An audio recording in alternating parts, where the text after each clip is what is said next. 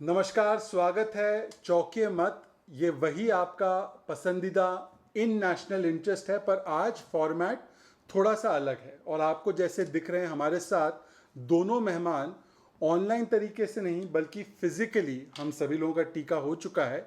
तो हमने सोचा कि आज इन नेशनल इंटरेस्ट राष्ट्रहित में चर्चा करेंगे, पर एक दूसरे के साथ बैठकर चर्चा करेंगे। और आज इसीलिए इस चर्चा में मोदी की अगस्त क्रांति, मोदी की अगस्त क्रांति क्या है? मोदी की अगस्त क्रांति दरअसल ये है कि गांधी जी ने अगस्त क्रांति लाई थी, उससे भारत छोड़ो अभियान शुरू हुआ था और अंग्रेजों को भगाया था। पर मोदी जी की जो अगस्त क्रांति है उससे भी कई सारे सामाजिक दूरियां कम हुई हैं। और वो कौन सी ऐसी चीज़ें हैं जो ख़त्म हुई हैं मोदी की अगस्त क्रांति में? 2 साल पहले 3 तलाक की कुप्रथा, उसके बाद आपको याद होगा 500 साल का इंतज़ार और राम मंदिर बन गया।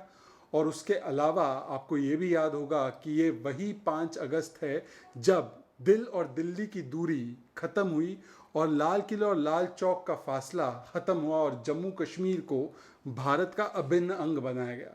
तो आज इन तीनों मुद्दों पर और इसके साथ कई सारे मुद्दों पर चर्चा करने के लिए हमारे साथ हमेशा की तरह हमारे गार्डियन, जिनके घर पर आज हम हैं, सुनील देवधर जी। आप लोगों का बहुत बहुत शुक्रिया आपका आमंत्रित करने के लिए।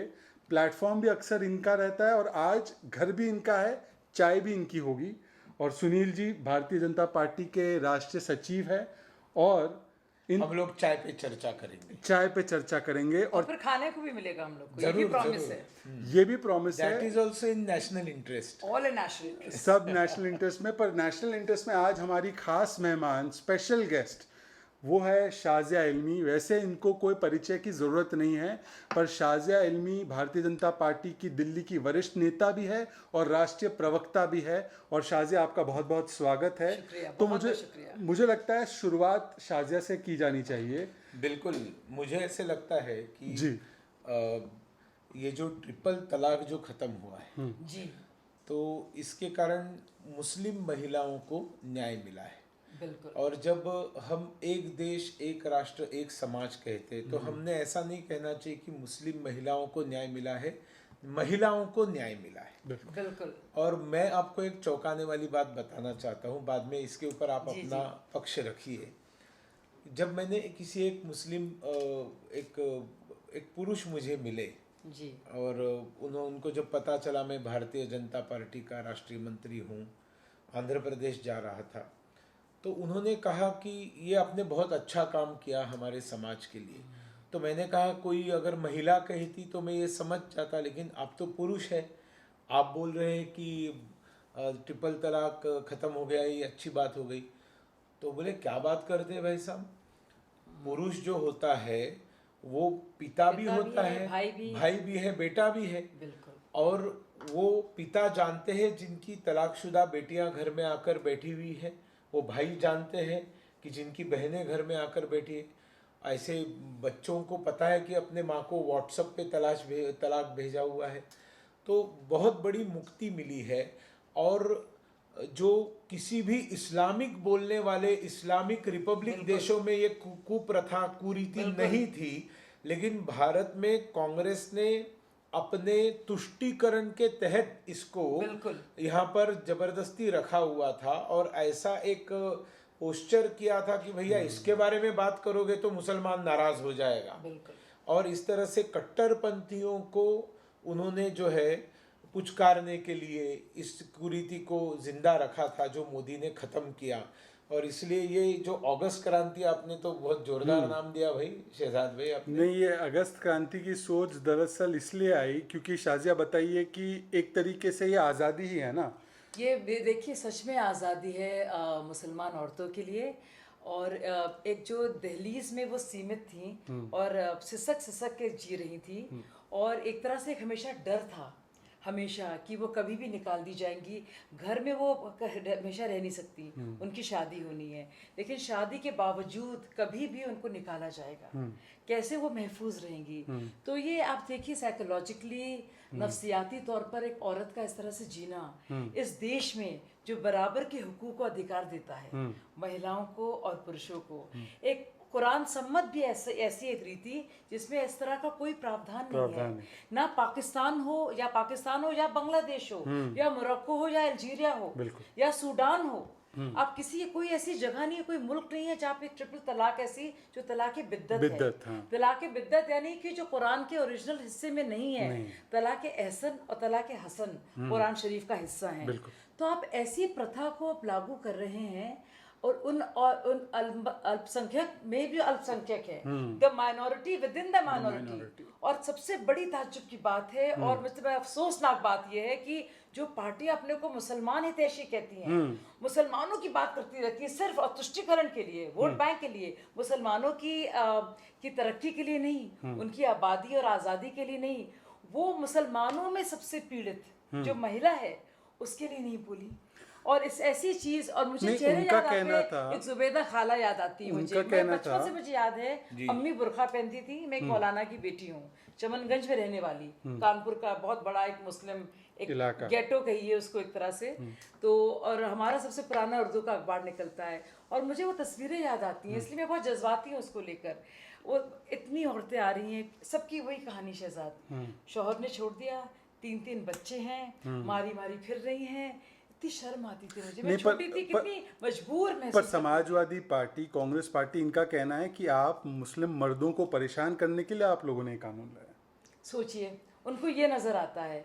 और देखिए, चाहे जो भी अब आप डोमेस्टिक वायलेंस का देखिए कानून, आप दहेज का देखिए, आप कोई भी कानून देखिए, लेकिन इसमें भी इन्होंने हिंदू मुस्लिम किया, बजाय देखने के लिए एक ऐसी गलत, ऐसी कुरीति चल रही है जो मुस्लिम देशों में भी नहीं है। ऐसी चीज जो कुरान सम्मत ना हो, संविधान सम्मत ना हो और इंसानियत के खिलाफ हो जी। आप वो उसको चलने दे रहे हैं। और आप बात कर रहे हैं लिबरल होने की, आप बड़ी बड़ी बात करते हैं मुसलमान हितैषी होने की। हम तो मुसलमानों के लिए बोलते हैं भाई। जो सबसे मजबूर जो है, जो औरत है, जो सिसक के जी रही है, जो जगह जगह घूम रही है कि मैं कहाँ जाऊं बच्चों को लेकर, उसके शौहर ने बस एसएमएस कर दिया। कुरान शरीफ के वक्त में आप बताइए कभी एसएमएस था? कौन सा एसएमएस था, कौन सा व्हाट्सएप था? वो सब इसकी इजाजत है। और यही all India Muslim personal law board, जिसने खुद को अपने को बना दिया एक तरह से ठेकेदार। वो से वोटों के ठेकेदारी होती है, वो हम सब जानते हैं। उन्होंने मुसलमानों औरतों का कभी ख्याल नहीं रखा। तो मैं इसके लिए इतनी शुक्रगुजार हूँ और बेहद जज्बाती हूँ। एक सच में यह एक क्रांति है, ये इनकलाबी मौका है। आप जो कांग्रेस की बात कर रहे हैं, आपने सपा की बात की, इन्होंने कभी ईमानदारी से नहीं चाहा कि मुसलमान पढ़े लिखे विकसित हो, क्योंकि मालूम है ये अगर पढ़ेगा लिखेगा तो इनकी दुकानदारी बंद हो जाएगी, और इन लोगों की दुकानदारी बंद होगी। और इसलिए हमेशा इन्होंने वोट बैंक के तहत इनको देखा, इंसान के तहत नहीं देखा। इसलिए उनके आंसुओं से या उनके हालातों से, कैसे गंदगी में रहते हैं, बहुत आप कभी जाएंगी तो दुख होगा किस प्रकार की झुग्गी झोपड़ियों में रहते हैं, उनसे उनको कोई सरोकार नहीं था। उन्होंने जिंदगी भर उनको केवल वोट की मशीन इसी तरह से ट्रीट किया। और इसलिए मुझे तो पूरा भरोसा है कि इसका एक अच्छा असर तो पड़ा होगा ना। आपको क्या अनुभव है? देखिए, एक भारतीय होने के नाते, एक महिला होने के नाते और एक मुसलमान होने के नाते मुझे इतना फक्र है कि मैं भाजपा की प्रवक्ता हूँ। मैं बताऊँ क्यों। मोदी जी ने कहा उस दिन कि 70% ड्रॉप आउट रेट था मुस्लिम बच्चियों का। वो ड्रॉप आउट रेट 70% से कम होकर 30% हो गया है, यानी कि 40% ज़्यादा मुस्लिम बच्चियां जा रही है। क्यों जा रही है शहजाद? सुनील जी बताइए क्यों जा रही है? क्योंकि जगह जगह शौचालय बन गए हैं। करेक्ट। और तो इसलिए उनको जगह में एक्सेस मिल रहा है, उन्हें मौका मिल रहा है जाने का, और वो कंफर्टेबल हैं। तो ये खुशी की बात नहीं तो और क्या है। एक्शन टेकन रिपोर्ट आप पढ़िए राजेंद्र सचर कमेटी की, तो आप उसमें पाएंगे कि कितने पैमाने हैं। क्रेडिट योजना जो है, देखिए माइक्रो क्रेडिट योजना जो है, सैनिटेशन जो है, आप देखेंगे एजुकेशन के जो आंकड़े देखिए, मापदंड देखेंगे, और नुमाइंदगी अगर देखेंगे जॉब्स में, तो आप देखेंगे कि सारे कांग्रेस शासित राज्यों में, और उससे ज्यादा बुरे तो हैं वो लेफ्टिस्ट शासित राज्यों में, पश्चिम बंगाल जिसमें रहा है, तो आप देखेंगे सबसे ज्यादा बुरे हाल। पर मुझे एक चीज समझाइए सुनील जी, मैं आपसे एक सवाल पूछना चाहता हूँ। राहुल गांधी का आपको ऐतिहासिक इंटरव्यू भी याद होगा, और जिसमें उन्होंने हर सवाल का जवाब विमेन एम्पावरमेंट कहा था। तो ये विमेन एम्पावरमेंट के नजरिए से उन्होंने क्यों नहीं देखा इसको?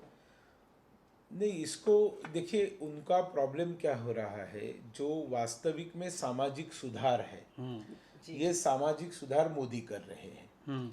अब जब इतनी हम लोग बातें अगस्त क्रांति की कर रहे हैं जी।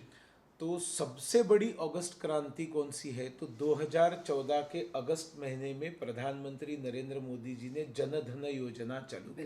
बिल्कुल सही कह रहे हैं आप। महिलाओं को अकाउंट मिला। जी, ये बड़ी बात है। ये वुमेन एम्पावरमेंट नहीं है। जिस महिला को, इस देश की करोड़ों महिलाएं जो गरीब महिलाएं रहती फाइनेंशियल थी, इंक्लूजन, और उनके पास कई जगह हम ऐसे किस्से सुनते थे ना कि मर्द आता है, उसकी पिटाई करता है, दारू के लिए पैसे छीन कर लेकर जाता है, छोटा सा घर है, एक अलमारी है, उसको भी ताला नहीं है, बर्तन एक या दो है, तो महिला बेचारी कमा कर लाएगी अपने बच्चों के लिए, परिवार के लिए, छुपा कर भी कहाँ रखेगी, कहाँ छुपा कर रखेगी? तो उसको अकाउंट नहीं था, गरीब व्यक्ति हिम्मत नहीं करता था। जी।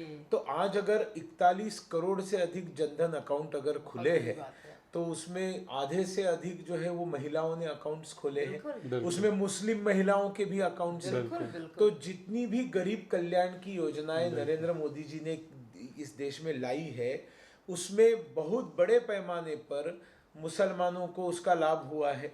मतलब अलग से मुसलमानों के लिए क्या क्या पूछने की आवश्यकता ही नहीं है। जो गरीब कल्याण की योजनाएं है उसमें मुसलमानों को लाभ हुआ है, दलितों को लाभ हुआ है, आदिवासियों को लाभ हुआ है, जिनको केवल राहुल जी ने दुकान समझ के उनके खानदान ने रखा था, उसको वास्तविक में इंसान समझकर उनको मुख्य राष्ट्रीय आर्थिक प्रवाह में लाया इस जनधन के माध्यम से, और मुख्य राष्ट्रीय प्रवाह से सम्मान के साथ लाया आपके इस ट्रिपल तलाक को खारिज करने से। अच्छा। इसलिए राहुल गांधी तो, और राहुल गांधी जी को वैसे भी कोई गंभीरता से लेता नहीं है।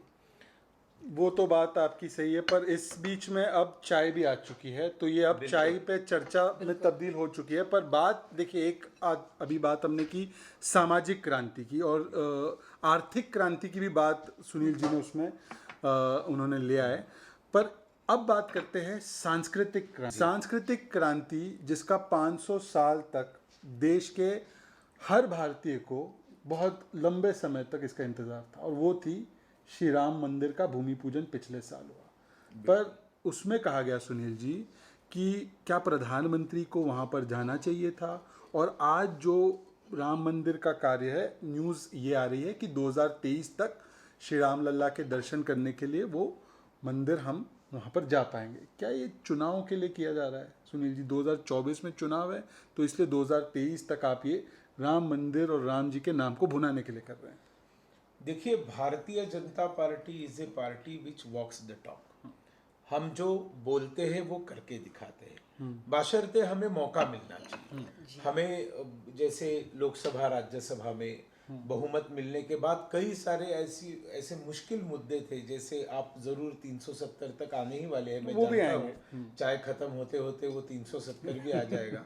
लेकिन हम लोग जो कहते हैं वो करते हैं। हमारी विचारधारा अंत्योदय की विचारधारा है। मतलब पायदान में, अंतिम पायदान में जो व्यक्ति है, जिस तक विकास की कोई किरण नहीं पहुंची है, उस तक विकास लेकर जाना इस अंत्योदय। और अटल जी को जब इस देश में प्रधानमंत्री बनने के बाद 24-25 पार्टियों को लेकर काम करने का मौका मिला, सेवा करने का मौका मिला, सर्व शिक्षा अभियान, प्रधानमंत्री ग्राम सड़क योजना, rural health mission, national rural health mission, urban health mission, north east को जो है वो डोनर मिनिस्ट्री बनाकर उसको विकास की तरफ लेकर जाना, पहला भारत रत्न नॉर्थ ईस्ट में जाना, कांग्रेस के श्रेष्ठ नेता लोकप्रिय गोपीनाथ बरदलोई जी को भारत रत्न गांधी परिवार ने नहीं दिया, भाजपा की पहली सरकार ने दिया। तो इसलिए हम लोग जो बोलते हैं वो करते हैं।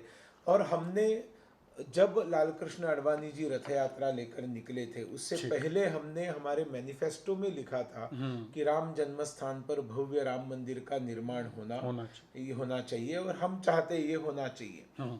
इसके लिए तो रथ यात्रा भी निकाली थी, सरकार गिर गई थी, आपको पता है इसके कारण।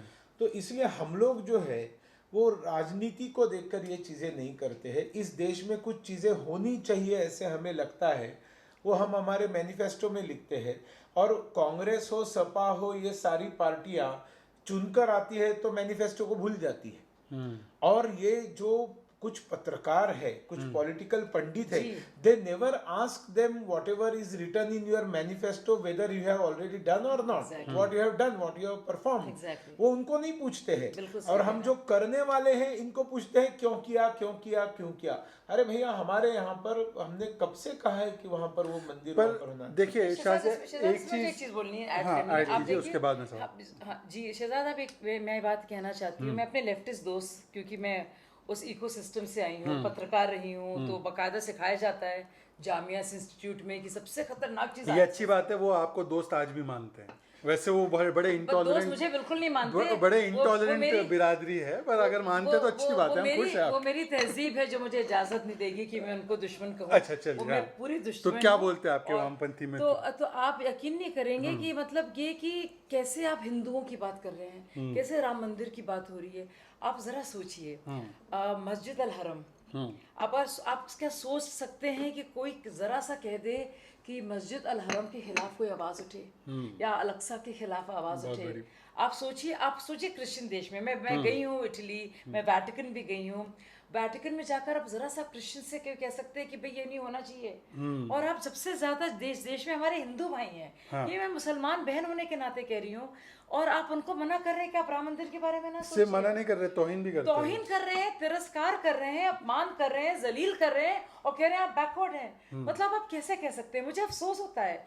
मतलब कम से कम वो सेम मापदंड तो आप अपने लिए रखें, जैसे कि किसी और मजहब में अपनी एक एतमाद होता है, अपना एक इबादत का एक जरिया होता है। आप कैसे इतने करोड़ों लोगों को उनकी आस्था को रोजाना ठेस पहुंचा रहे हैं, क्योंकि आप सोचते हैं कि आप बड़े ज़हीन महीन आर्टिकल लिख रहे हैं, आप अंग्रेजी जबरदस्त झाड़ रहे हैं, आप फला एडिटोरियल लिख रहे हैं। ये आप क्या समझते हैं? आप लोगों के दिल को नहीं समझते। आप अपने दिमाग में घुसे हुए इतने ज्यादा हैं, इतना ज्यादा आपने झूठ मूठ का एक दुश्मन बना रखा है कि आपने उन लोगों को, करोड़ों लोगों को आपने नजरअंदाज कर दिया है, उनकी भावना को। मुझे इससे तकलीफ है, बहुत ज्यादा तकलीफ है। एक चीज आपको माननी पड़ेगी, शाजिया जो कह रही है कि आजकल जो वेटिकन में आस्था रखने वाले रोम भक्त है, वो भी राम भक्त बने फिर रहे हैं, वो कोर्ट पे भी जनेऊ पे आ गए। वो राजनीतिक है। उसके ऊपर मैं जरूर ये कहूंगा कि उनको जब पता चलता है कि भैया ये करने से हमें वोट मिलेंगे, अपना गोत्र बताने से हमें वोट मिलेंगे, जनेऊ पहना हुआ फोटो, सब फ्रॉड है। उनके खानदान का पूरा इतिहास अभी मैं यहाँ पर उसके ऊपर हम एक अलग इन नेशनल इंटरेस्ट वो राष्ट्रहित में करेंगे कि गांधी एक्चुअली गांधी है या नहीं है, वो क्या है, किस किस प्रकार की मिलावटें, इंदिरा गांधी और उनके परिवार की बात हो रही है। बिल्कुल बिल्कुल। लेकिन वो दिखावे के लिए जब ये करते, अपना गोत्र बताते हैं, जाकर पूजा में जाकर बैठ जाते थे, खास करके जहाँ ज्यादा कैमरे रहते हैं वहां पर तुरंत पहुंच जाते हैं। तो उनका तो कोई मतलब उनका वास्तविक में कोई ना ईमान है ना कोई धर्म है। कुर्सी, सत्ता की पिपासा, इसके ऊपर ही उनका सारा जीवन। और वो तिलमिला गए 7 साल बाद, उनको कोई आसार नजर नहीं आ रहे कि वापस सत्ता पे लौटने के। इसलिए सब प्रकार के देशद्रोही काम करने पर वो out of frustration, Rahul ji के बयान, उनका व्यवहार, उनकी बातचीत, उनके तौर तरीके, ये सब फ्रस्ट्रेशन दिखाने वाली चीजें हैं। आपको ऐसा नहीं लगता है शायद? बिल्कुल सही पर अब क्या है, देखिए, अगर आपको लग रहा है कि श्री राम मंदिर केवल आप लोग बीजेपी के लोग बनाना चाहते हैं, तो बहन मायावती की पार्टी ने भी अनाउंस किया है कि हम भी बनाएंगे। और समाजवादी पार्टी एक कदम आगे जाकर कह रही है हम परशुराम जी का मंदिर बनाएंगे। तो क्या आपने एक चीज तो सेट कर दी है कि लोग हिंदुओं को इग्नोर नहीं कर सकते, हिंदू आस्था को इग्नोर नहीं कर सकते? बिल्कुल। और लोगों को बुरा लगता है जब ये बात कही जाती है, पर आप देखिए, जब लगातार सिर्फ इफ्तार पार्टीज की बात होती है और मुसलमानों की बात होती है कि सब मुसलमान एकजुट हो जाना, सब मिलकर हमें वोट देना, और देखिए मुसलमानों के साथ ये हो रहा है, मुसलमानों के साथ हो रहा है, हम तुम्हारे रहनुमा हैं। और मैं इस तरह की पॉलिटिक्स देख रही हूँ, मैं यूपी से हूँ, हमारा उर्दू का अखबार है, सुनील जी आप समझ सकते हैं। तो आप बताइए, क्या किसी और पार्टी को हमारे हिंदू भाइयों की आस्था को और उनके दिल के जज्बे को समझने का हक नहीं है? मतलब आप ये कह रहे हैं, और उसका क्या रिएक्शन नहीं होगा? उसका जाहिर रिएक्शन होगा, और वो ज़रूरी है कि आप सबके लिए बराबर से बात करें। तो अगर भाजपा बात कर रही है सेंटिमेंट्स की, और उन हिंदुओं की जिनको बिल्कुल नजरअंदाज इसलिए कर दिया गया है कि भाई वो वोट बैंक नहीं है। पर तो ये तो गलत है ना। देखिए मैं एक बात बताना चाहूंगा। एक जमाना मैंने सुना है ऐसा उत्तर प्रदेश में था कि दो मुसलमान भी आते थे आमने सामने तो राम राम बोलते थे। बिल्कुल। मूलतः ये मुद्दा इस बात के ऊपर था कि बाबर इस देश के मुसलमानों का अपना नहीं है, राम इस देश के सारे मुसलमानों के अपने हैं, क्योंकि हमारे पुरखे जो है वो राम है। जब राम मंदिर का मुद्दा खड़ा रहा तो उस समय इंडोनेशिया के विदेश मंत्री के साथ जो बातचीत हुई थी वो आप सबको पता होगी जी। वो इंडोनेशिया के विदेश मंत्री ने कहा कि ये आप राम मंदिर को लेकर झगड़ा काय को कर रहे हैं। बोले कि राम का जन्म स्थान, तो उन्होंने कहा वो तो इंडोनेशिया में है। तो उस समय बहुत बड़ा उससे हंगामा हो जाता है, ये लोग बोलते वहीं जाकर राम मंदिर बनाओ।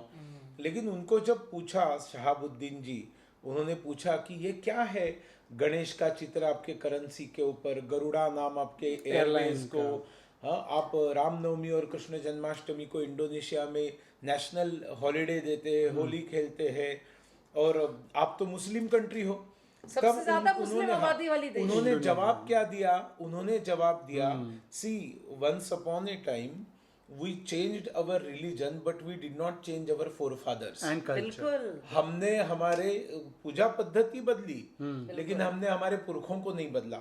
इस देश के करोड़ों मुसलमानों का राम उनका पूर्वज है, बाबर से कोई लेना देना नहीं। बाबर अफगान में जहां था उधर उसको कोई पूछते नहीं है। मतलब अडवाणी जी गए थे अफगानिस्तान में, मैंने पढ़ा है उनकी पुस्तक में। वो जब वहां गए तब उन्होंने आउट ऑफ क्यूरियोसिटी कहा कि बाबर की यहाँ पर कोई मज़ार वगैरह कुछ यहाँ पर है। तो उन्होंने तो इंक्वायरी की, हाँ है, मैं जाना चाहता हूँ। तो उन्होंने जल्दी वहाँ पर लोगों को, गवर्नमेंट के लोगों को भेजकर साफ सफाई वगैरह करवाई। अडवाणी जी देखने के लिए गए और कुछ मेंटेन नहीं था। तो उन्होंने उधर के मंत्री को पूछा कि भैया इसको आपने इस तरह से छोड़ दिया है। तो बोले वो अफगान थोड़ी ना था। मतलब बाबर के प्रति अफगानिस्तान में जहां वो मर गया, जहां उसकी कब्र है, उसके प्रति कोई आस्था आत्मीयता वहां के मुसलमानों में नहीं है।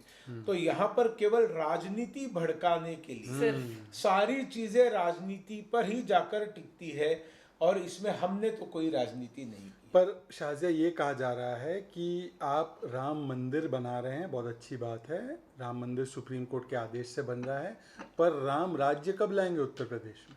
उसके बारे में भी सवाल पूछा जाएगा। कह रहे राम राज्य नहीं ला पा रहे इसलिए राम मंदिर की बात हो रही है, ऐसा है क्या? कहने को तो बहुत सी, में एक आध बिस्किट भी ले लें। कहने को तो बहुत सी बातें हो रही हैं, लेकिन अगर आप अल्लामा इकबाल को ही पढ़ें, जिन्होंने लिखा था सारे जहां से अच्छा हिंदुस्तान हमारा, पता नहीं क्या हुआ कि वो पाकिस्तान चले गए, लेकिन अब आप देखेंगे कि उन्होंने भी कहा था कि है राम के वजूद पर है हिंदुस्तान को नाज, कहते हैं उनको इमाम हिंद।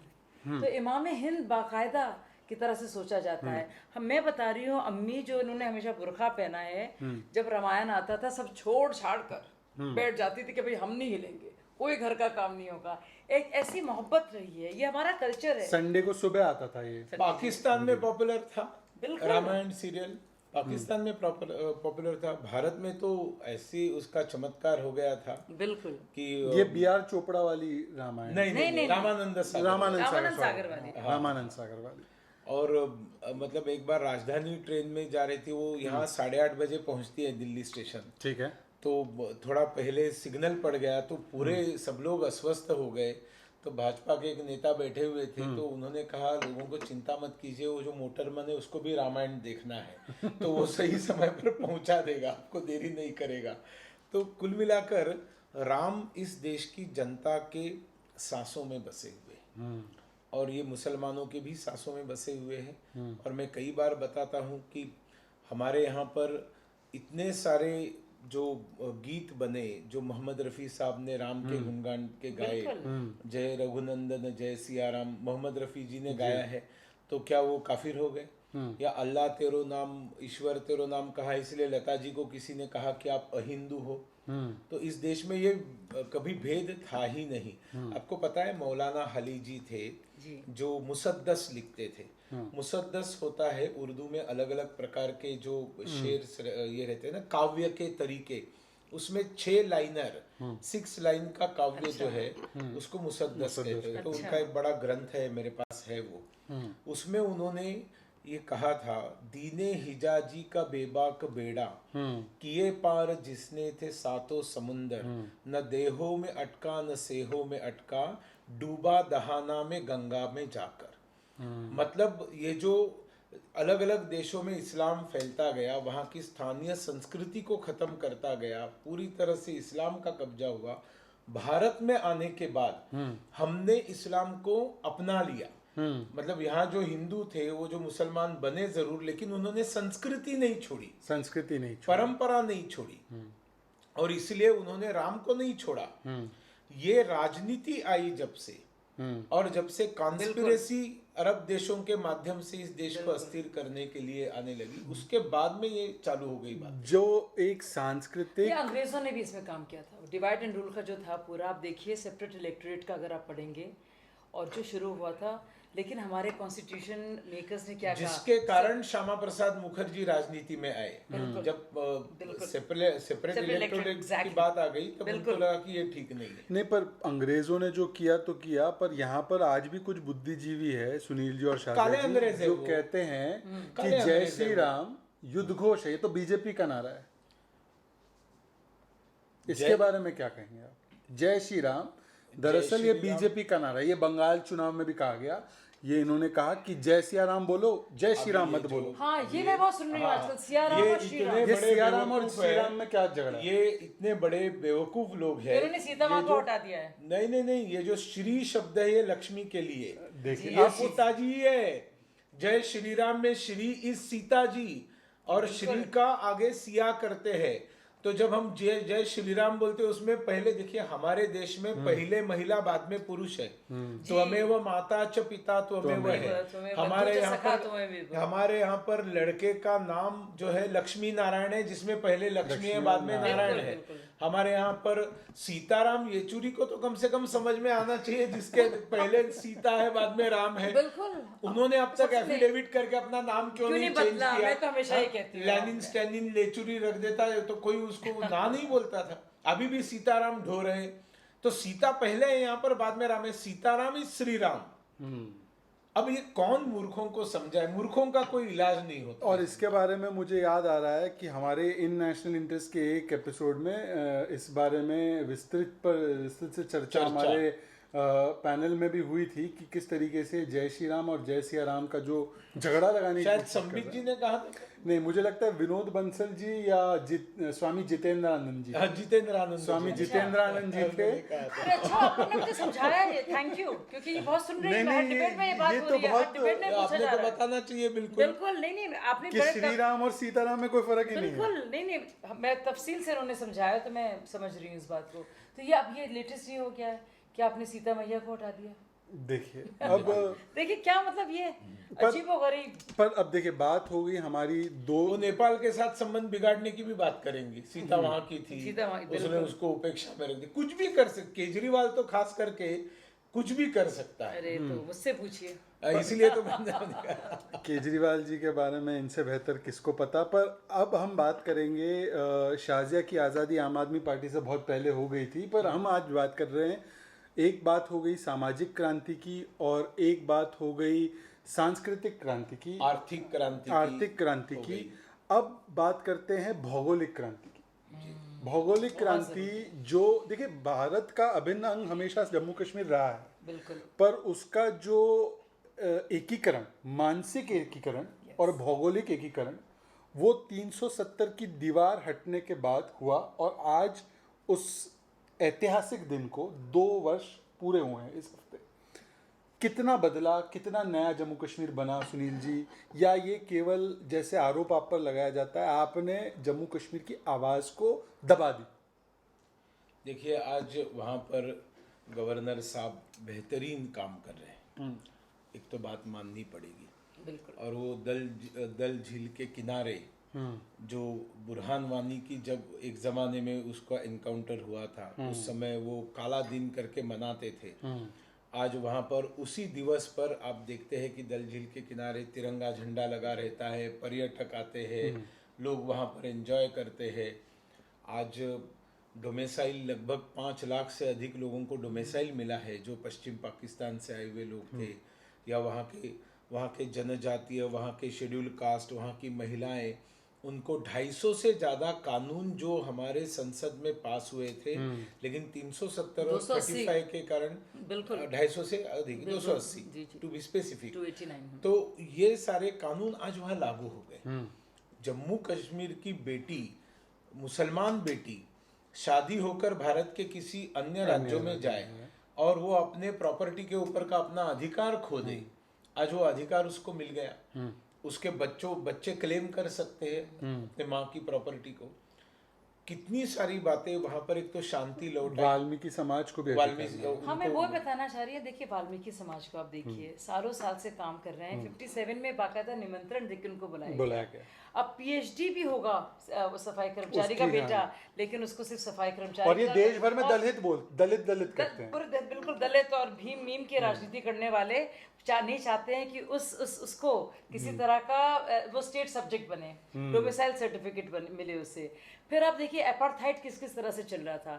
गुरखा, हमारे पास 1 लाख से ज्यादा गुरखास है, 19वीं सदी से रह रहे हैं, भारत के लिए लड़ रहे हैं, आर्मी में सर्व कर रहे हैं, लेकिन उनको आपने कभी अपना नहीं माना और आपने उनको कभी भी स्टेट सब्जेक्ट नहीं माना। ये आपकी कश्मीरियत है, ये इनका वर्जन है कश्मीरियत का। फिर आप देखिए शरणार्थी हमारे इस पाकिस्तान के, आपने उनको अपना नहीं माना। फिर ये लोग बड़ी बातें करते हैं, आजकल बड़ा वोग लिबरलिज्म है। आप जरूर जानते हैं, दुनिया भर में बातें हो रही हैं एलजीबीटी कम्युनिटी की और ये सब। अब समलैंगिकों को आप देखिए, वहाँ पे क्रिमिनल्स बने हुए हैं, आपको इसकी फिक्र नहीं हो रही है। सारे लिबरल्स जो बातें करते हैं दुनिया भर के लोग, इनको पता तो चले जो देश के जो कानून है वहाँ पे नहीं है। बाल विवाह का कानून नहीं था वहाँ पे जी, बाल विवाह का right to education, right to information नहीं था, नहीं पॉक्सो नहीं था, पॉक्सो एक्ट नहीं चल रहा था। सोचिए तो कितनी बड़ी चीजें हुई, लेकिन इसका कोई जिक्र नहीं करेगा। पर सवाल अभी एक जमाने में पाकिस्तान वहां से भर्ती करके लेकर जाता था, आतंकी बनाता था। अब वहां पर पुलिस में भर्ती होने के लिए, शासकीय सेवा में भर्ती होने के लिए कैसे जम्मू कश्मीर के युवा लाइन में खड़े, उसके विजुअल्स आते, कितना अच्छा लगता है। बहुत बड़ा परिवर्तन हुआ है। और एक बहुत बड़ी बात, दुनिया के कई देशों को ये पता ही नहीं था कि जम्मू कश्मीर जो है वो हिंदुस्तान का हिस्सा है। कई लोग सोचते थे ये अलग देश है, क्योंकि देखिए ना, कई सारे ट्विटर ने भी एक जो मैप डाला था उसमें पाक व्याप्त कश्मीर को उन्होंने काट दिया था। ऑब्जेक्शन उस पर रेज किया था और ऐसे कई लोग, उनको वक्त लगा था बदलने में, लेकिन लोग जानते ही नहीं थे। इसके बाद में सारी दुनिया को पता चला कि ये जम्मू कश्मीर पूरी तरह से भारत का है। तो एक बहुत अच्छा मैसेज पूरी दुनिया में गया। पहले जब कश्मीर में आतंकवाद होता था तब मनमोहन सिंह जी जाते थे सब जगह पर पाकिस्तान की कंप्लेंट करने के लिए, और दुनिया में उनको सुनने वाला कोई नहीं था। अब 370 होने के बाद इमरान खान दुनिया भर में जाते हैं और उनको सुनने वाला कोई रहता नहीं है। वैसे राहुल गांधी सुन लेते हैं उनकी बात। वो उनके डॉसियर पर भी छपे थे। पर नहीं, मेरी बात आपसे, सवाल मेरा ये है सुनील जी, कि जम्मू कश्मीर में डेमोक्रेटिक वॉइस को दबाकर आपने कार्रवाई की पत्थरबाजों पे, अलगाववादियों पर, आतंकवाद पर आरोप आप पर यह है कि डेमोक्रेसी को बढ़ाने के बदले आपने तो जम्मू कश्मीर के नेताओं को कैद में डाल दिया था।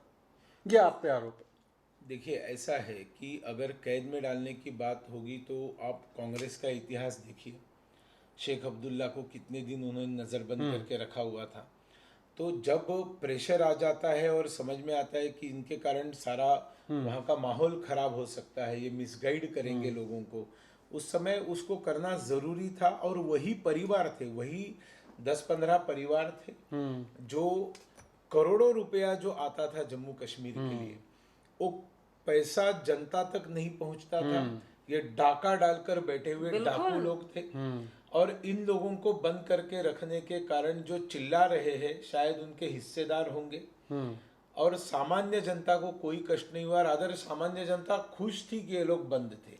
वहां से कोई बड़ा आंदोलन नहीं निकला, वहां कोई सड़कें चक्का जाम वगैरह नहीं हो गया, कुछ नहीं हुआ। उल्टा पहली बार डीडीसी के चुनाव हुए और जिसमें चुनाव अच्छी में वोटिंग 50% पहले और उसके बाद में तो 90%, 91% वोटिंग हुआ दूसरे चुनाव जो हुए थे उसमें। बिल्कुल। और जो कश्मीरी लोग जिनके अपने घर हैं, तो मार्केट डिस्कवरी उनके उनके लैंड की पहली बार पता नहीं, चला अभी जमहूरियत क्या है, वास्तविक कश्मीरियत क्या है, जमहूरियत क्या है, ये इंसानियत क्या है, आज ये जम्मू कश्मीर अनुभव कर रहा और है। प्रधानमंत्री ने भी ऑल पार्टी मीटिंग की, उसमें सारे स्टेक होल्डर्स को बुलाया। पर शाजिया, आप पे मतलब बीजेपी पर अब एक और आरोप लगा है। 2 दिन पहले की खबर है कि पत्थरबाजों की वेरिफिकेशन पासपोर्ट की नहीं की जाएगी।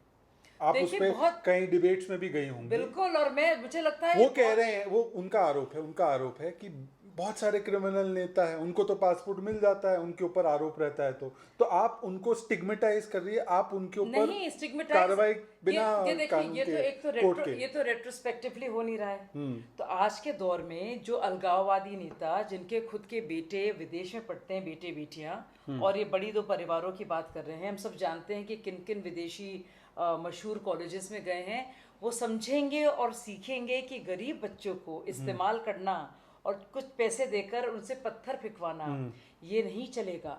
और लोग डरेंगे, अब पत्थर नहीं उठाएंगे अपने ही लोगों पर, अपने ही सेना पर, अपने ही साथियों पर। तो ये जरूरी है बताना। तो कोई रेट्रोस्पेक्टिवली तो हो नहीं रहा है, और मुझे लगता है बहुत जरूरी और अहम कदम है ये। इससे कश्मीरी बच्चों का मुस्तकबिल जो है रोशन होता है। ये लोग तो असल में कश्मीरी जो आम कश्मीरी है उसके खिलाफ काम कर रहे थे, उसके मुस्तकबिल के खिलाफ, क्योंकि उनका एक एजेंडा है और बहुत ढेर सारा पैसा, एक बहुत बड़ा मनी ट्रेल है। एनआईए ने जब्त किया है और देखा है, पूरा हुर्रियत की ट्रेल देखी पैसों की। अब देखिए 3000 भर्तियां का भी आया, फर्जीवाड़ा जो हुई हैं उमर अब्दुल्ला के वक्त पर 3000 भर्तियां हुई हैं। कैसे हुई है? बैकडोर अपॉइंटमेंट्स हुए हैं। अब जरा सोचिए, सैयद सलाहुद्दीन के 2 बेटे जो टेरर फ्रेंडली ऑफिसर्स थे, जो मुखबिर थे, जो इस वक्त बाकायदा स्लीपर सेल्स की मदद कर रहे हैं जैश की, तो आपने नौकरियां दे रखी थी सरकार में। हाँ। बिल्कुल। तो ये जरूरी था कदम, और मैं उसको सल्यूट करती हूँ। ये हिम्मत है हमारी सरकार की ये कहना, ताकि बता देना कि देखिए इसको जो है आसानी से नहीं लिया जाएगा। नहीं, पर 100 बात की लेकिन ऐसे भी लोग हैं, ऐसे भी पत्रकार हैं, जो बुरहान वानी को जब एनकाउंटर मारा गया था, जो बाकायदा सिर्फ बंदूक उठाई थी और कहा था मुस्लिम यूथ जो है, जम्मू कश्मीर का यूथ जो है टेररिस्ट बनेगा, और उसकी मौत पर जो लोग आंसू बहा रहे थे, तो अब उन लोगों के लिए भी सबक है। आप समझ रहे हैं मैं किस पर ध्यान दे रही हूँ? और उनका वो दुख ये है कि वो बना नहीं टेररिस्ट। बिल्कुल, उनका ये दुख है कि वो बना नहीं। आज आप देखेंगे तो ऐसी कोई हकीकत नहीं है, और इसलिए वहां पे एकदम बिल्कुल शांति लौट आई है। कुछ दिन तो देखिए चलेगा, मैं ऐसा नहीं कहता कि एकदम सब खत्म होगा। सालों से आदतें लगी हुई है ना, तो आदतें छूटने में भी थोड़ा टाइम लगता है। जी, पाकिस्तान का एजेंडा है, पूरा वजूद इस पर कायम है।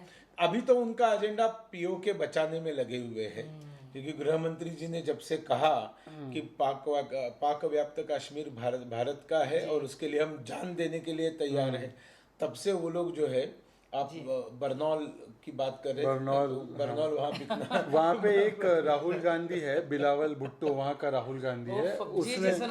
उसने बोला कि इमरान खान को मेरी ये नसीहत है, आप श्रीनगर के सपने छोड़ दो, आप हमारा जो हिस्सा है उसको बचाने की कोशिश कर लो, वरना श्रीनगर के चक्कर में चला ना जाए। पता है बिलावल भुट्टो ने क्या कहा था एक इंटरव्यू में?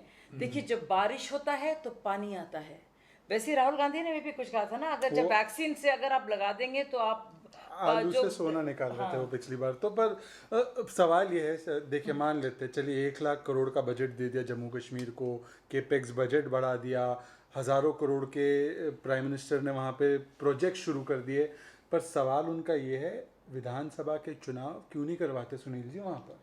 डिलिमिटेशन होने के बाद करेंगे, पता है? नहीं, ये भी तो साजिश बता रहे हैं, ये साजिश बता रहे हैं कि आप हिंदू मुख्यमंत्री बनाना चाहते हैं वहाँ तो पे। इतने बहुत जगह पे देश के इतने सारे जगह पर डिलिमिटेशन हुआ, वो कौन सी साजिश थी? तो इसके पहले कांग्रेस ने अपने हिसाब से बनाई थी विधानसभाएं, लोकसभाएं। उस समय तो उनको लगा नहीं था कि ये साजिश है। साजिश वाजिश कुछ नहीं है। जो वहाँ के कुल मिलाकर आबादी को देखकर जो उचित डिलिमिटेशन है वो होगा, और वहाँ चुनाव भी होंगे। तो और क्या कोई हिंदू मुख्यमंत्री नहीं बनना, ऐसा कुछ लिख के रखा है क्या किसी ने?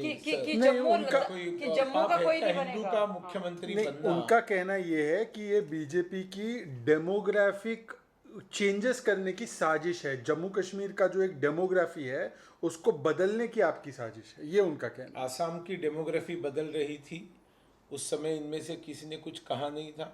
वेस्ट बंगाल की बिल्कुल। डेमोग्राफी बदल रही है, तब ये लोग कुछ बिल्कुल। नहीं बोलते हैं। वहाँ डेमोग्राफी नहीं बदली है, वहाँ केवल डिलिमिटेशन हो रहा है ना। वहाँ पर तो बांग्लादेश से करोड़ों घुसपैठियों को लाकर कांग्रेस बसाया गया। कम्युनिस्ट ने बसाया, और बेचारे प्रताड़ित होकर जो हिंदू आए उनको नागरिकता देने से विरोध किया, मना किया। और बिल्कुल। जब हमने नागरिकता दी, अच्छा नागरिकता देनी चाहिए देनी चाहिए देनी चाहिए, महात्मा गांधी जी से लेकर लाल बहादुर शास्त्री जी, नेहरू जी, सरदार पटेल जी, सबने कहा। मनमोहन सिंह वहां से राज्यसभा पर थे तो उन्होंने भी कहा। सब छोड़िए, कम्युनिस्ट पार्टी के करात का भाषण है कि उनको CAA होना चाहिए, सब लोग होना चाहिए होना चाहिए होना चाहिए बोले थे। हमने करके दिखाया तो पूछते क्यों किया क्यों किया क्यों किया।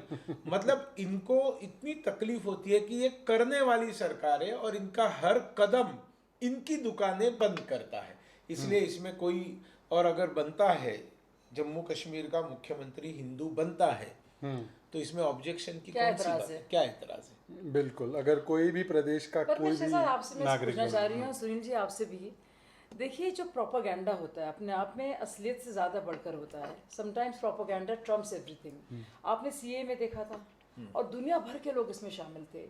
एक है लॉबी जो लगातार लगी हुई है। कश्मीर में भी मैं बहुत सारी विदेशी चैनल्स में भी गई, और अब देखिए जो एक एजेंडा बन जाता है, एक परसिक्यूशन का, अब आज़ादी को लेकर, ह्यूमन राइट्स का, तो ये एक है। और इसमें हमारे खुद के देशवासी ऐसे बहुत सारे हैं जो कॉम्प्रोमाइज्ड हैं। उसका इलाज क्या हो सकता है? क्योंकि मैं सिर्फ सच बोलना चाहती हूँ, मैं बिल्कुल झूठ नहीं बोलना चाहती, लेकिन मैं कम से कम ये बताना चाहती हूँ कि जो झूठी जो दुकानें चल रही हैं कि कंसंट्रेशन कैंप्स बनाए जा रहे हैं, देखिए कि डिटेंशन कैंप जो बने थे गोगोई की जी के वक्त में, हाँ। वो अब दिखाए जा रहे हैं कि अब बनाए जा रहे हैं और उसमें मुसलमानों को भेजा जाएगा बाहर। इस तरह से चीजें कैसे कोई लड़े? इनकी पद्मश्रियां बंद हो गई, इनके पद्म बंद हो गए, इनके जो है अवार्ड्स मिलना बंद हो गए, इनकी विदेश यात्राएं बंद हो गई, अय्याशियां बंद हो गई, इनको अलग अलग अकादमियों में पोस्ट मिलती थी, सरकारी खर्चे पर अपने को चमकाने की सारी चीजें बंद हो गई। फोन पे तय भी करते थे। इनके फर्जी NGOs को जो पैसा आता था, स्लीपर पहनने वाली, सामान्य काम, जो असामान्य काम करने वाली, सामान्य दिखने वाली महिलाएं आकर पद्मश्री लेकर जा रही है, ये देखा नहीं जाता इन लोगों से। तो ये जो बहुत बड़ा जो तांडव और तमाशा, तांडव जो इन लोगों का चल रहा है ना, सही शब्द है, उसका कारण ही वही है मेरे ख्याल में। पर आखिरी सवाल इस विषय पर, और उसके बाद हम चर्चा करेंगे और भी मुद्दों पर। जम्मू कश्मीर अब जो है, वहाँ की आवाम जो है, क्या आपको लगता है कि इस प्रोपेगेंडा का शिकार आज भी बन रही है? क्योंकि देखिए जो विदेशी कई सारी संस्थाएं हैं, ऑर्गेनाइजेशंस हैं, वो जिस तरीके का एक एजेंडा फैला रही है, टेररिस्ट को मिलिटेंट कहेंगे, बुरहान वानी के पिता हेडमास्टर थे, ये भी कहा जाएगा।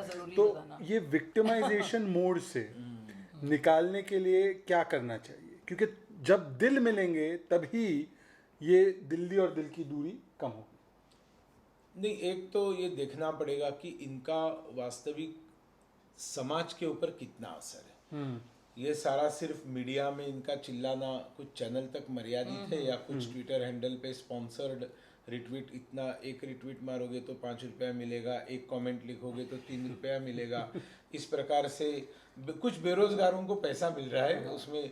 मुझे नहीं लगता कि वो जो पैसा लेकर आरटी मारते वो लोग वोट करते समय उनको करेंगे या नहीं, वो तो बस वो एक अलग विषय है। लेकिन इनका एक्चुअल जनता के ऊपर असर क्या है, इसका मापदंड चुनाव होते हैं। और इतना लंबा 5 साल इसी प्रकार की पारी खेलने के बावजूद उन्होंने देखा कि मोदी सरकार लौटकर वापस आ गई और पहले से ज्यादा बहुमत से आ गई। तो एक तो ये बात होगी, और दूसरा तो मैं ये जो आपने चालू किया है नेशनल इंटरेस्ट, तो ये उसी का एक हिस्सा है ना कि आज शांति से बैठकर हम लोगों ने चर्चा की, बिल्कुल एक एक मुद्दा हमारी तरफ से जो था हमने रखा। यही अगर आप किसी टीवी चैनल पर बैठे हुए होते तो आपको बोलने नहीं देते थे। बिल्कुल सही बात। मैं तो देखता था एक एक हाथ में प्लेकार्ड्स वगैरह लेकर आजकल बैठना चालू किया कुछ कांग्रेस के प्रवक्ताओं ने तो ये जो वहां पर जो चलता है तमाशा, वैसे वो तख्ती मंडली पहले से ही रहे हैं, तख्तियों पर तख्ती मंडली। पर आपके शेजार में शब्द भी जो है ना बड़े मजेदार रहते ये वो हैं। अंदर से निकल रहे हैं शब्द। पर अब मुद्दे पे आते हैं। देखिए 70 साल के बाद महिलाओं को 3 तलाक की कुनीति से कुरीति से आज़ादी मिली। आज़ादी मिली, बहुत 500 बड़ी साल बाद राम भक्तों को सांस्कृतिक एक तरीके से आज़ादी मिली। इसके अलावा 70 साल बाद देशवासियों को और जम्मू कश्मीर के निवासियों को एक तरीके से आज़ादी मिली आतंकवाद और अलगाववाद और परिवारवाद से। पर सबसे बड़ी जो चीज़ अगस्त में फिर से हुई है, 41 साल की एक भूख भारत की मिट्टी है। कौन सी? हॉकी में हॉकी मेडल में है। मेडल बिल्कुल आया। बिल्कुल। ये सुनील जी का, ये सुनील जी को सबसे ज्यादा बिल्कुल, मैं इनके सुनील जी के पसंद ट्वीट्स था। देख रही हूँ और मुझे बहुत अच्छे लग रहे हैं। तो और सुनील जी से शुरू करते हैं। बिल्कुल, बिल्कुल। सुनील जी बोलिए, आपका क्या भाव है इस नहीं, विषय? देखिए इसमें ऐसा है कि आप अगर देखेंगे इस राष्ट्रमंडल खेल का घोटाला कब हुआ, कांग्रेस की सरकार के समय में, और इतने बड़े पैमाने पर घोटाला हुआ, खेल का बजट कम हो गया, चिल्लाते बार बार यही कह रहे थे, बार बार यही आज भी। लेकिन वो बजट कौन सा कम हो गया, जो पैसा खाने के लिए वो बजट को बड़ा चढ़ा कर दिखा जो देते कल मार्डी के लिए बजट था बेसिकली वो खत्म वो हो गया। एक बलून छोड़ा था ना, कितने करोड़ का था, कॉमनवेल्थ में 30-40 करोड़ का एक बलून जिंदगी में कई सारे गुब्बारे छोड़े थे। गुब्बारे छोड़े थे। मतलब इतना बड़ा भ्रष्टाचार की क्रीड़ा मंत्री को, खेल मंत्री को जेल में जाना पड़ा था। ऐसी परिस्थिति में आप बताइए कैसे लोग मेडल जीत कर लाएंगे। जो भ्रष्टाचार विरहित जो सरकार, 1 रुपए के भ्रष्टाचार का कोई इल्जाम जिसके ऊपर नहीं लगा सकता, ऐसे मोदी की सरकार 7 साल से जो चली है, उसका स्वाभाविक परिणाम एक राष्ट्रवाद को बढ़ाने का, मोदी जी का हर भाषण प्रखर राष्ट्रवाद से भरा रहता है, एनकरेजिंग रहता है। बिल्कुल।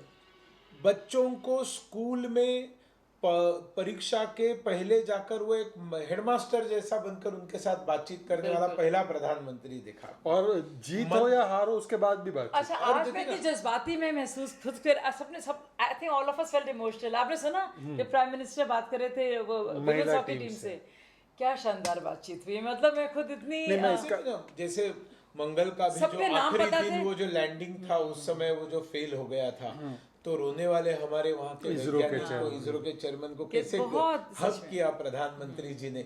ये एनकरेजिंग है ना। तो इसका छोटी छोटी चीजों का असर होता है और देश के खिलाड़ियों के मन में जो इसकी गहरा असर होता है। हमारे देश के लिए हमें मेडल लाना है, हमारे देश के लिए हमें जीतना एक और इसलिए ये बदला हुआ माहौल है जिसका डेफिनेटली कंट्रीब्यूशन है।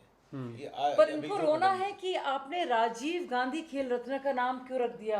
अरे क्या खेल के साथ राजीव गांधी जी का क्या संबंध है बताइए। मैं संदर्भ दे दूं। संदर्भ इस बात का है कि जो देश के सर्वोच्च खेल रत्न अवार्ड है, जिनका नाम पहले राजीव गांधी के नाम पर था, अब उसको बदलकर मेजर ध्यानचंद जी के नाम पर प्रधानमंत्री ने किया है। शाजिया, 435 ऐसी संस्थाएं हैं जिसमें इंदिरा गांधी जी, जवाहरलाल नेहरू जी और राजीव गांधी जी के नाम पर अलग अलग है। फाउंडेशन है, ट्रस्ट है, डिसेबिलिटी इंस्टीट्यूट है, एक तो पहाड़ भी हिमालय में, उसका भी नाम है राजीव गांधी। नहीं वो सारी चीजें, शौचालय से लेकर एयरपोर्ट सब जी। तो मैं आपको बता दूं, स्टेडियम हो, अवार्ड्स हो, टूर्नामेंट हो, ट्रॉफी हो, फला जो भी हो, अब आपको एक नाम जो खेल का है उसमें ध्यानचंद को याद करने का वक्त मिल रहा है। 8 मेडल्स मिले थे 1980 तक।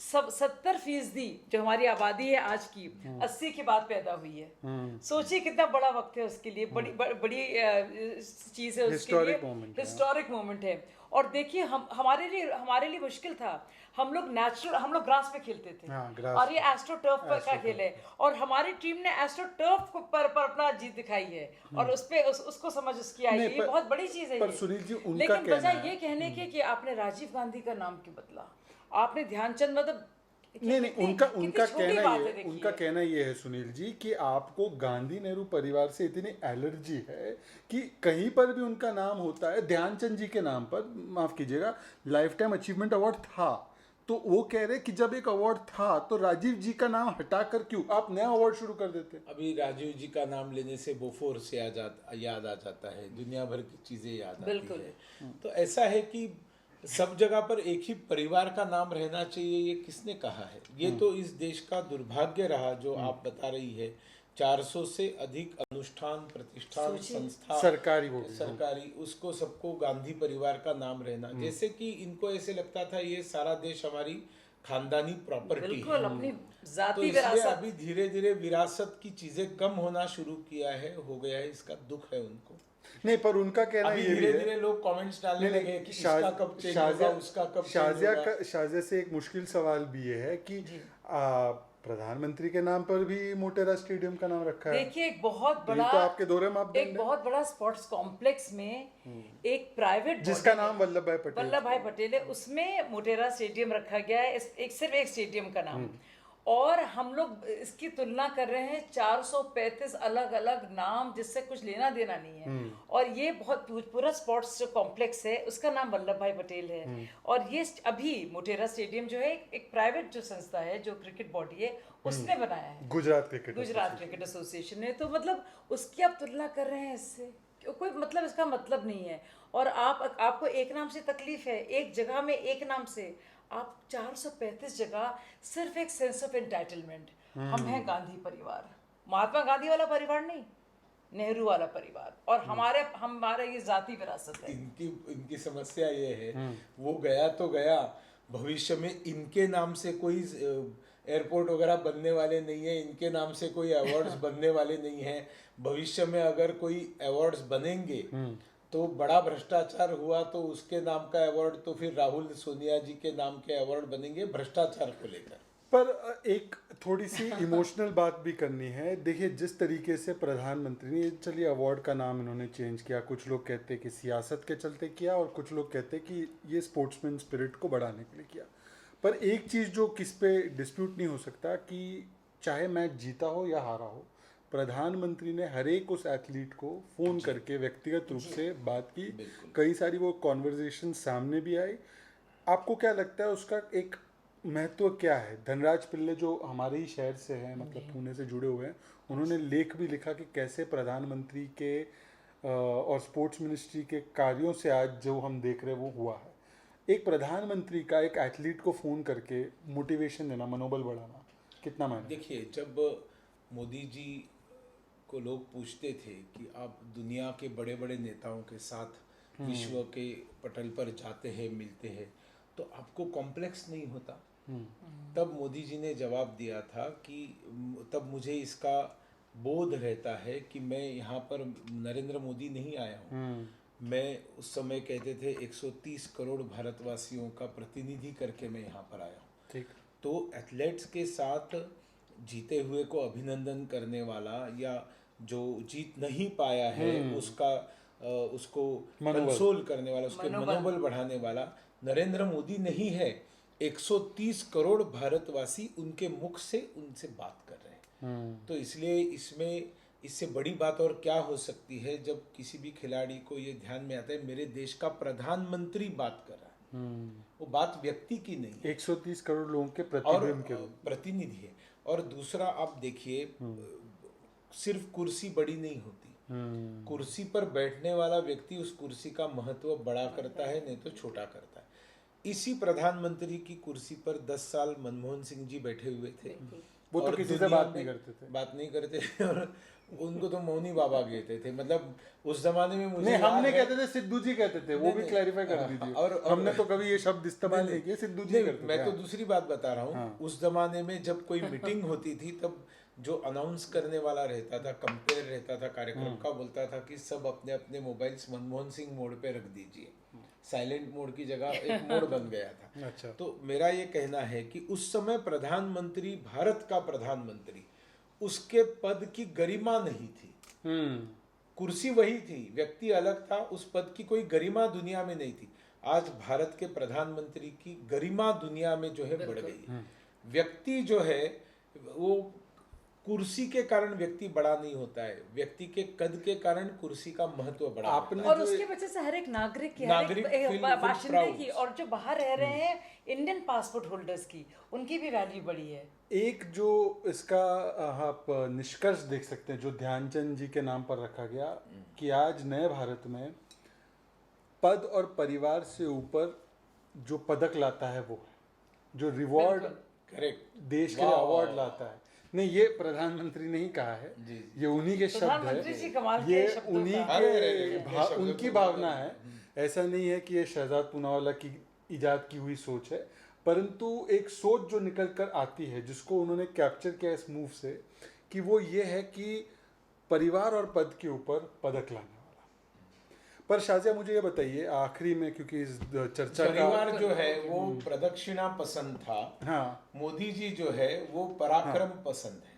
तो आखिरी एक बात करते हैं। महिला टीम के साथ जो बातचीत की प्रधानमंत्री ने, उन्होंने एक चीज कहा कि आप हारी नहीं हैं, उल्टा ये सोचिए कि आपके जो पसीने से जो हजारों लाखों लड़कियां हैं उनको कितनी प्रेरणा मिली है, वो आपकी मेहनत की बदौलत। बिल्कुल। और मुझे लगता है ये आपने मैच देखा था? जी मैंने थोड़ा सा उसका हिस्सा देखा था। आपने देखा था? मैंने देखा। ये उन्होंने प्रधानमंत्री ने योगा छोड़ के वो देख रहे जी, थे। हाँ, जी, जी। बोलिए। नहीं, मेरे कुछ एग्जाम चल रहे हैं तो उसके चक्कर में मैं नहीं बहुत सारी चीज़ें जी। कर पा रही हूँ।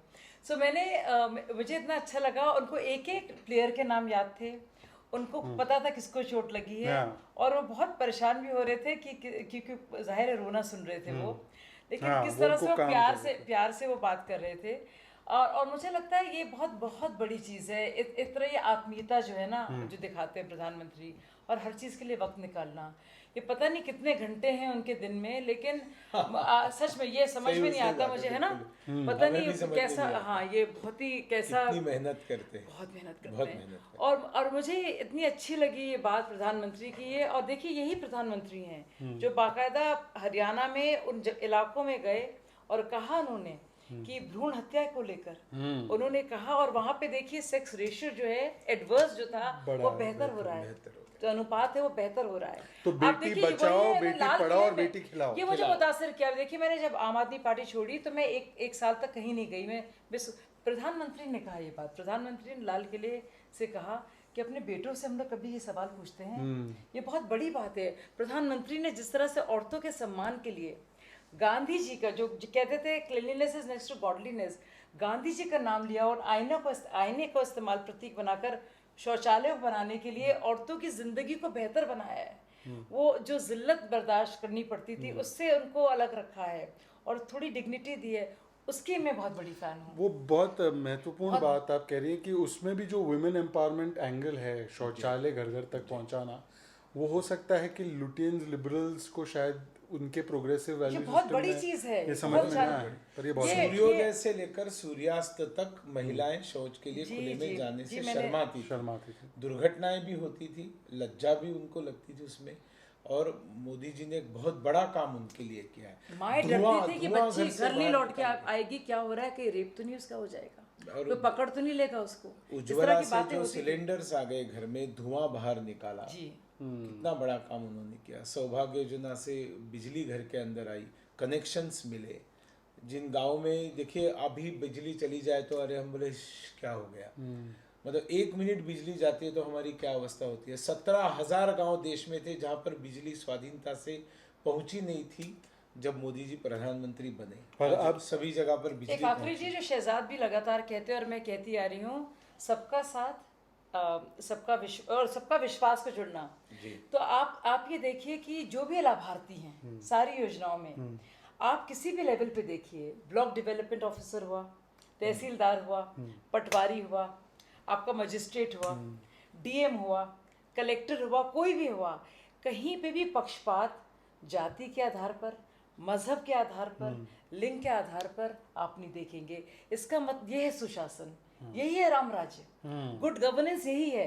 अब गुड गवर्नेंस के तहत आप सबको बराबरी का दर्जा दें। अगर हमारी सड़कें बेहतर होती हैं, इसको पर सियाराम राज्य कहिए और ना बोलेंगे सीता। हाँ पर ये तो देखिए हर बात में जो ये सिमेंटिक्स आ जाती है ना, इससे बहुत ही खेल खराब होता है। उनके लिए बस ये ज़हीन महीन बातें, लफाजी पकड़ना यही रह गया है। लेकिन मुझे लगता है कि प्रधानमंत्री जी ने और उनके अधीन जो सब लोग मिलकर काम कर रहे हैं, जो 7 साल में एक जो तरक्की अलग तरीके से देख रहे हैं, जो उसका पेस है, जो उसकी गति है, वो हमने नहीं देखी। आउट ऑफ द बॉक्स सोचना, नए नए लोगों को लाना, सारे आइकन्स को लाना, यूथ को बिल्कुल एक नए मनोबल देना, अपने में विश्वास लाना, ये बहुत बड़ी बात है। हर वक्त इंडिया बैशिंग हो रही है, अपने ही देश का मजाक उड़ाना। अपने देश में यकीन हो भैया आपको, आप भारतीय हैं, गर्व से कहो हम हिंदुस्तानी हैं। ये बात कितनी जरूरी उनके अंदर वो जेन्युइन है, जब वो बोलते हैं तब जी। वो ट्रांसफॉर्म होता है, हमारे अंदर आता है। जी। और इस देश का, इसीलिए इस देश का युवा, इस देश की महिलाएं, मतलब मैं तो हमेशा कहता हूँ कि हर गरीब को लगता है ये मेरा मसीहा है, हर माँ को लगता है कि ये मेरा बेटा है, हर बहन को लगता है ये मेरा भाई है, हर युवा को लगता है कि ये मेरा आइकॉन है। और इसके लिए मैं वास्तविक में आपके इस नेशनल इंटरेस्ट को मैं बहुत बहुत आपको धन्यवाद देता हूँ कि अपनी मन की भावनाओं को व्यक्त करने का आप मौका देते। तो मैंने कहा कि आज घर आइए, थोड़ा अलग ढंग से बैठेंगे। और शाजिया जी, आपको तो बहुत बहुत बधाई और शुभकामनाएं, आप भाजपा की प्रवक्ता बनी।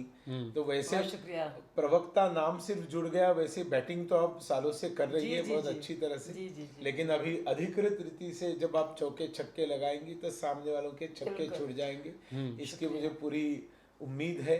और आपको बहुत बहुत धन्यवाद, आप यहाँ पर आई। तो मैं आप दोनों का ही धन्यवाद करता हूँ, दोनों का ही मैं आप लोगों को धन्यवाद देता हूँ कि आप लोग इस फॉर्मेट में, इस नए फॉर्मेट में जो एक एक्सपेरिमेंट है उसमें जुड़े। पर आप लोग देखना भूलेगा मत, हर रविवार 8 बजे इन नेशनल इंटरेस्ट। और ये वाला फॉर्मेट कैसे लगा इसके बारे में भी कुछ कमेंट्स छोड़ दीजिएगा, कमेंट्स में डालिए। सुनील जी हम की comments चाय में देखेंगे। अच्छी थी, हमें चाय बढ़िया लगी, शाहजा जी की बातें भी बढ़िया लगी। और अब हम लोग सुनील जी के साथ डिनर भी खाएंगे, बिल्कुल खाएंगे। पर आप लोग भी अपना डिनर कर लीजिए, संडे नाइट है तो आप डिनर भी कर लीजिए। पर हमें ज़रूर बताइएगा कि ये फॉर्मेट आपको बेहतर लगा या पुराना फॉर्मेट बेहतर लगा।